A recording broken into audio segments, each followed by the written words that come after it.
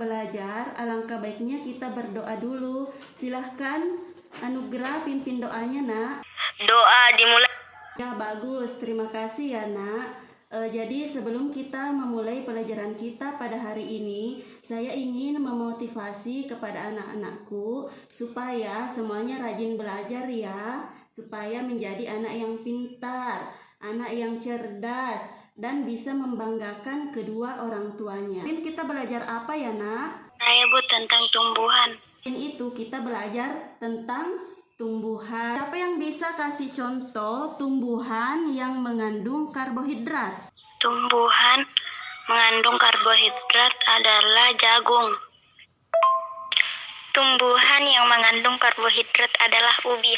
Kalau kemarin kita banyak belajar tentang tumbuhan, hari ini kita akan belajar, coba dibuka bukunya ya, Nak. Tema 1, subtema 2, pembelajaran 1, yaitu tentang perkembangbiakan hewan dan menentukan ide pokok dari suatu teks laporan pengamatan. Ibu sudah mengirimkan PPT-nya, Nak. Silahkan dibuka ya. Kemudian anak-anakku membaca tujuan pembelajaran kita pada hari ini. Tujuan pembelajaran kita pada hari ini yaitu kita akan mengamati sebuah gambar, video pembelajaran, kemudian anak-anakku bisa menganalisis cara perkembangbiakan hewan dengan bertanggung jawab. Tujuan pembelajaran yang kelima, dengan membaca teks laporan pengamatan, anak-anakku bisa menganalisis ide pokok dengan bantuan diagram.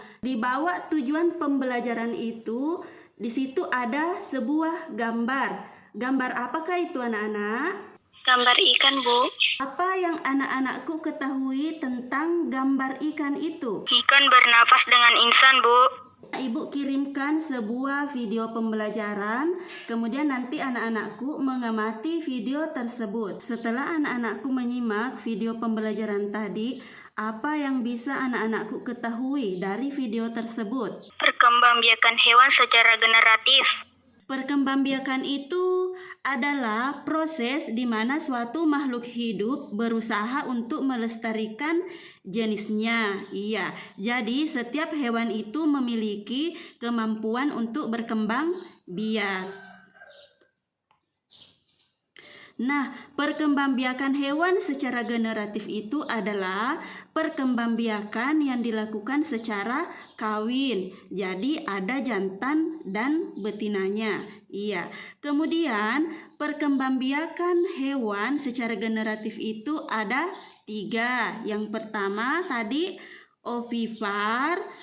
Ovipar itu adalah bertelur. Iya, apa contohnya? Itu tadi contohnya ada apa?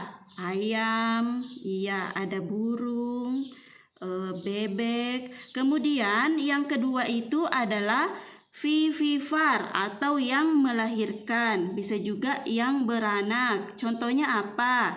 Yaitu tadi sapi, kuda, iya. Kemudian yang ketiga itu adalah ovovivipar. Iya, ovovivipar ini yang bertelur dan melahirkan. Contohnya apa, Nak? Iya, ada ular, ada bunglon. Iya, itu ya contohnya. Kemudian, nah, hewan itu memiliki kemampuan untuk berkembang biak. Nah, apa sih manfaatnya? Kenapa hewan berkembang biak? Hewan itu berkembang biak karena ingin melestarikan keturunannya supaya tidak punah, Bu.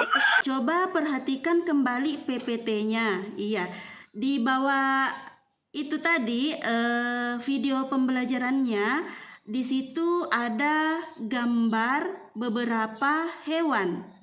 Coba dilihat ya, Nak. Coba diperhatikan PPT yang Ibu tadi bagikan. Ada berapa hewan di situ, Nak? Coba dihitung. 9, Bu. Ya, bagus. Di gambar itu ada 9 hewan. Nah, apakah ke-9 hewan itu, dari beberapa hewan itu ada di lingkungan sekitar anak-anakku? Aku Aira amati lingkungan sekitarnya. Hewan apa yang ada di lingkungannya, Nak? Ayam, Bu. Ayam itu Cara perkembangbiakannya bagaimana? Dengan cara bertelur atau ovipar. Iya. Ciri-ciri dari hewan vivipar itu ya mempunyai daun telinga, mempunyai rahim, dan mempunyai kelenjar susu. Kemudian pada hewan ovipar itu ciri-cirinya tidak mempunyai daun telinga dan tidak memiliki rahim. Sedangkan untuk hewan yang ovovivipar, ciri-cirinya itu memiliki penutup tubuh berupa sisik. Ya, bagaimana nak? Sudah mengerti sampai di sini? Sudah mengerti, Bu. Kalau sudah mengerti, ya silahkan anak-anakku buka LKPD-nya. Di situ ada kegiatan 1. Di situ ada beberapa gambar hewan. Silahkan anak-anakku lihat, simak, dan amati. Kemudian anak-anakku juga bisa mengamati hewan yang ada di lingkungan sekitarnya. Iya, kemudian anak-anakku bisa setelah mengamati dan melihat gambar yang ada, anak-anakku bisa mengisi diagram Venn yang ada di kegiatan 1. Iya, di situ ada hewan yang bertelur. Anak-anakku bisa mengelompokkan ya atau mengklasifikasikan yang mana hewan yang bertelur, hewan yang beranak, dan hewan yang bertelur beranak. Setelah pekerjaannya selesai, anak-anakku bisa foto kemudian kirim ke grup WA ini. Setelah difoto nak, anak-anakku bisa memvideo dirinya untuk mempresentasikan hasil pekerjaannya. Silahkan ya nak, ibu kasih waktu 10 menit. Perkembangbiakan hewan secara ovipar adalah unta, harimau, kuda, gajah, sapi. Perkembangbiakan hewan secara ovipar adalah cicak, bebek, angsa, serangga, katak. Perkembangbiakan hewan secara ovipar adalah bunglon, kuda laut, hiu. Bagus, semua jawaban anakku sudah bagus ya. Kemudian videonya bagaimana cara anakku mempresentasikannya juga sudah bagus. Iya, jadi jempol ya buat kalian nak. Sekarang anak-anakku coba disimak kembali PPT-nya. Di situ di bawah sekali ada teks laporan pengamatan yang berjudul bebek. Silahkan ya nak, dibuka kembali PPT-nya. Sudah, Bu. Ya, setelah anak-anakku melihat, nah ada berapa paragraf nak dari teks laporan itu? 2 paragraf, Bu. Ya, bagus, ada 2 paragraf. Nah, siapa yang ingin membantu ibu untuk membacanya? Bebek. Bebek adalah unggas yang hidup di darat tetapi menyukai perairan. Penduduk Indonesia banyak memanfaatkan daging dan telur bebek untuk kebutuhan sehari-hari. Bulu bebek tidak pernah basah meskipun ia berenang dan menyelam. Hal itu karena bulunya memiliki kelenjar minyak. Lapisan minyak berguna untuk membuat suhu tubuh bebek tetap hangat di malam. Ya, bagus nak. Terima kasih ya. Kemudian pada teks tersebut kita akan mencari atau menentukan ide pokok. Iya, siapa yang tahu ide pokok itu apa? Ide pokok adalah gagasan pokok. Biasanya ide pokok itu terdapat pada kalimat utama. Ide pokok itu sama dengan gagasan utama. Iya, biasanya terletak pada kalimat utama. Nah, kalimat utama ini biasanya itu terdapat di awal paragraf, di pertengahan, dan di akhir paragraf. Iya. Bagaimana sih caranya mencari ide pokok itu dalam suatu teks atau paragraf? Cara menemukan ide pokok itu adalah membaca bacaan teks berulang-ulang dan memahaminya, kemudian tandai ide pokoknya. Iya. Jadi caranya mencari ide pokok itu dengan cara teks itu atau paragraf itu dibaca secara berulang-ulang sampai kita memahaminya. Iya, setelah kita memahaminya, kita bisa menandai ya yang mana ide pokok pada paragraf tersebut. Coba anak-anakku perhatikan paragraf pertama di teks laporan pengamatan yang berjudul bebek. Siapa yang bisa menentukan yang mana ide pokok pada paragraf pertama? Saya, Bu. Bebek. Bebek adalah unggas yang hidup di darat tetapi menyukai perairan. Sekarang anak-anakku silahkan cek LKPD-nya. Di bawah LKPD kegiatan 1 itu ada LKPD kegiatan 2. Silahkan dilihat dulu ya nak. Sudah, Bu. Sudah, Bu.